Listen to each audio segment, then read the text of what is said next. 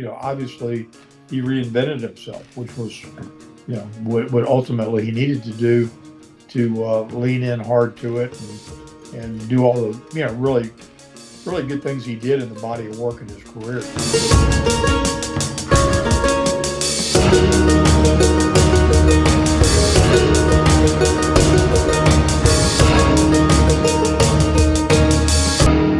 Here's a good one for Magnum. Maria Graciela Sayas. She's already in the chat here this week too. So hello, Maria.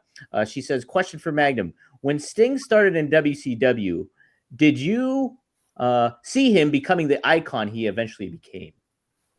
No, not at all. Yeah. I saw somebody who had natural charisma, and the fans loved him, but he was so uncomfortable in that original character. Mm-hmm. It was like I felt like he was embarrassed to be playing the role.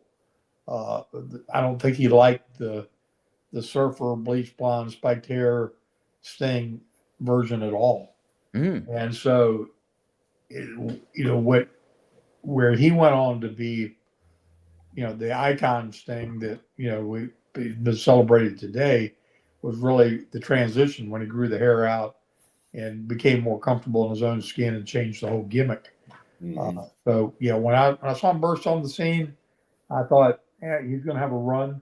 Mm-hmm. I didn't see it having remotely the legs that it ended up having, but obviously he reinvented himself, which was what ultimately he needed to do to lean in hard to it and do all the really really good things he did in the body of work in his career, because he was very talented.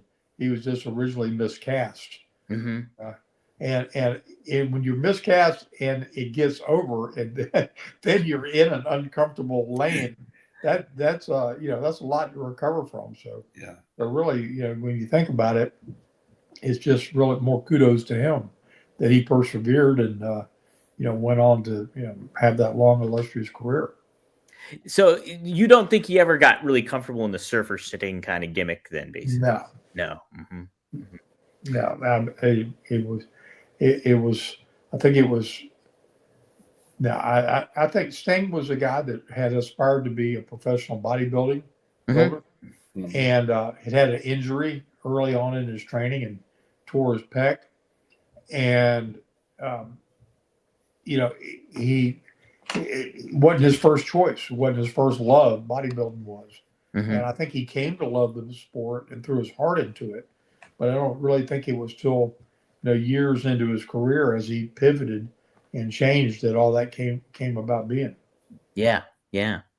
Greg, did Sting fall on your radar at all?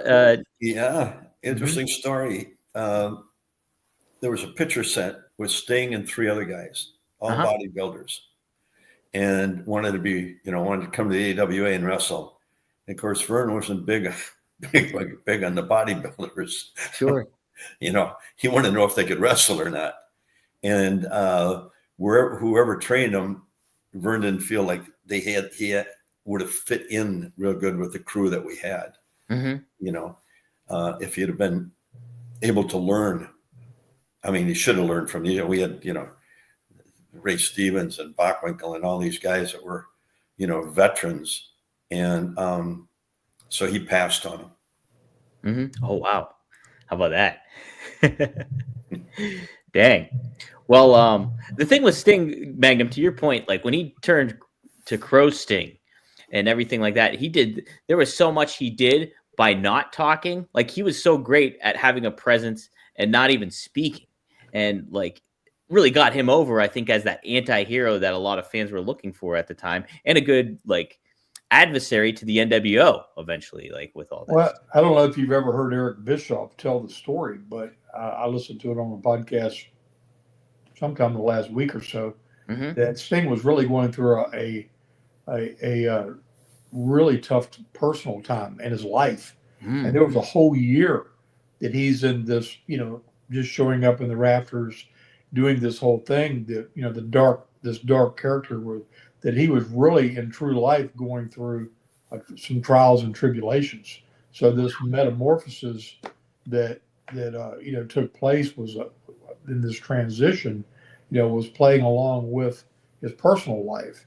And so, what he dug into and, brought that character out, nobody probably knows, the rest of the story. But there was a lot of rhyme and reason why, they initially did it, and then it ended up taking a life of its own.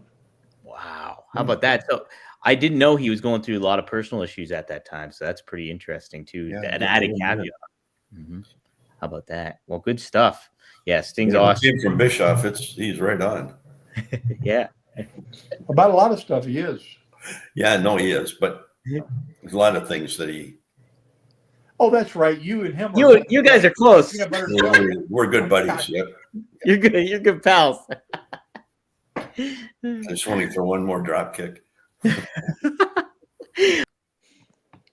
Magnum, CB, do you think Vince McMahon would have put the WWF championship on Sting if Sting had gone to WWF instead of the Ultimate Warrior? Do you think Sting had enough charisma and stuff for be elevated by Vince? I don't know that version of Sting that Vince would have been as behind it as he did the Warrior. Warrior had, obviously had like crazy physique. Yeah. And Vince was, really into that look. And I mean, Warrior was, probably 30 pounds bigger than Sting and ripped. Yeah. And, I mean, and it's not that Sting, didn't look like an amazing athlete, and he was.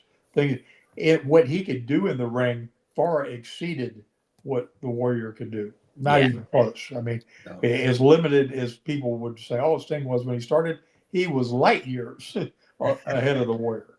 But that look was so, off the chain because he was just, for all intents and terms, wannabe professional bodybuilder. And Vince just, pushed that to the moon. So, no, I don't think the two interchange, one for one, the same, even remotely. I don't think it would have worked out. Yeah, I'm kind of with you on that, Magnum, because you think how the Warrior character was portrayed. Like the Warrior was all in on that character. Like he was all like, it was, to the 11.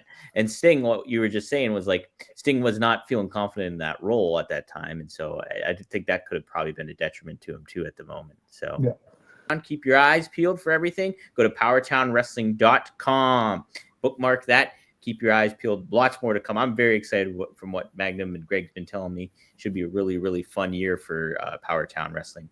If you like Greg Gagne a lot, you can follow him on Instagram at Gagne. I thought you said call him. I thought you said. If you want to call Greg Gagne, I will give you his phone number. No, PR 559. If you have complaints about the show or about anything in general, here's Greg Gagne's phone number. Perfect. If you want to follow Magnum, there's one guy on Instagram I don't want having my number.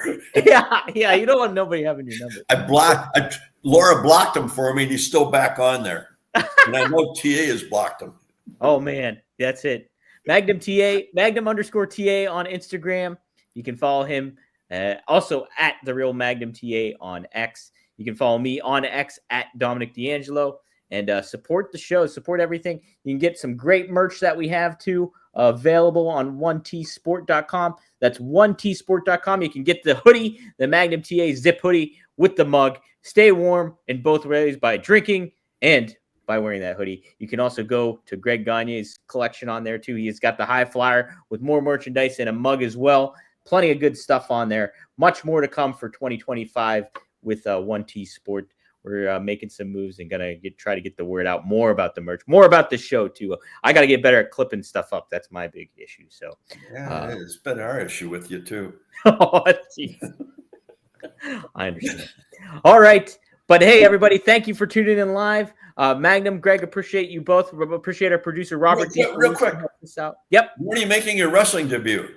I will be. This week I will be at IWC Reloaded 11.0. I will be making my commentary. Well, not my commentary debut, but I'll be on call for a couple of matches.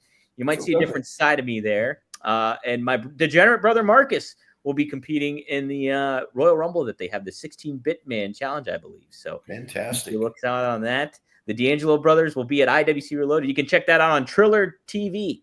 So if you want to subscribe to that, you can check it out there. So thanks, Greg. Appreciate that. Hey, you got to get that in there. You got to get all those little plugs in. That's it. I got to get better at the art of promotion. You guys know what you're doing because you're wrestlers. You know what it is. And we were letting you promote the show, and I know. where we're at. That's it. All right, guys. We'll see you next time here on Straight Talk with the Boss, Magnum TA, and Greg Gagne. So long.